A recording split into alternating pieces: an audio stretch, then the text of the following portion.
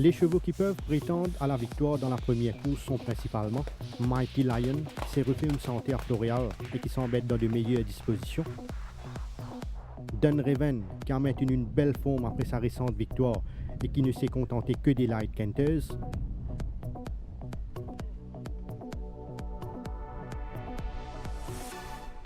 Et Albert's Day, qui a bénéficié pleinement de son dernier galop de course et qui affiche une forme nettement améliorée, comme en atteste sa bonne condition physique.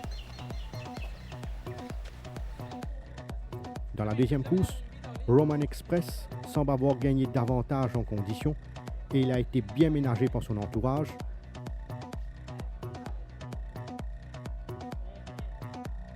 In the Trenches est encore mieux par rapport à sa course de rentrée et il a bien assimilé son travail par la suite, démontrant qu'il a bien récupéré.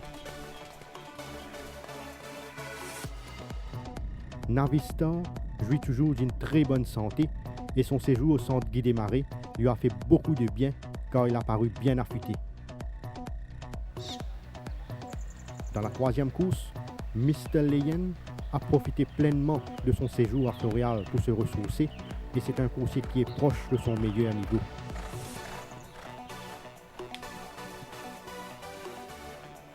Valrin a effectué un bref séjour à Floréal après sa dernière sortie et il n'a pas été bousculé en trottant seulement sur la petite piste pour garder la forme.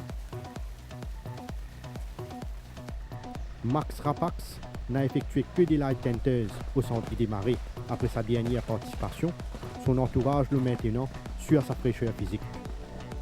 Dans la quatrième course, Papadio a accompli des progrès évidents avec une course dans les jambes et sa belle forme n'a pas échappé à notre vigilance alors qu'il évoluait au Light Canter. Zanhu est un coursier qui se rapproche davantage de son meilleur niveau et il a bien assimilé son travail ces derniers temps. Kimberly Hall semble être dans de meilleures dispositions par rapport à la dernière fois et il affiche une bonne forme en apparence.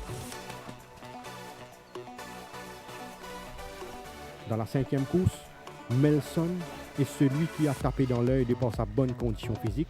Il a bénéficié d'une préparation méthodique et il est actuellement à son meilleur niveau. Tornadoman n'a pas été bousculé à Floréal, son entourage le maintenant fraîche car il a souvent couru depuis le début de la saison.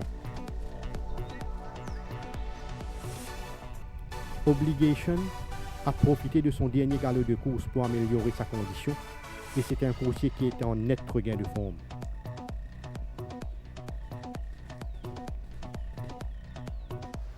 Dans la sixième course, Cherish the Charm semble avoir gagné davantage en puissance après chacune de ses séances d'entraînement et il a évolué sur 3 tours de la grande piste, démontrant beaucoup de potentiel.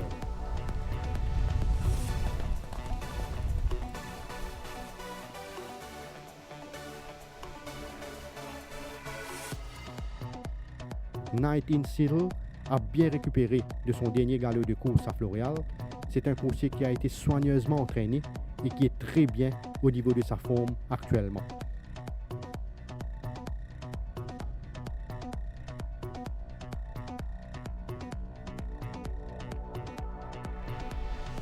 ML Jet s'est aussi refait une santé au centre Guy Desmarais après sa première sortie victorieuse et il ne s'est contenté que du maintenance work.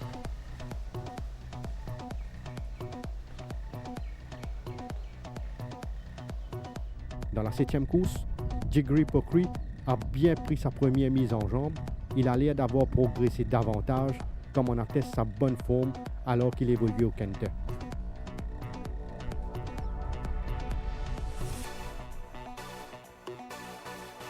The Decon a bénéficié d'une longue préparation et il donne l'impression de s'être bien acclimaté aux conditions locales.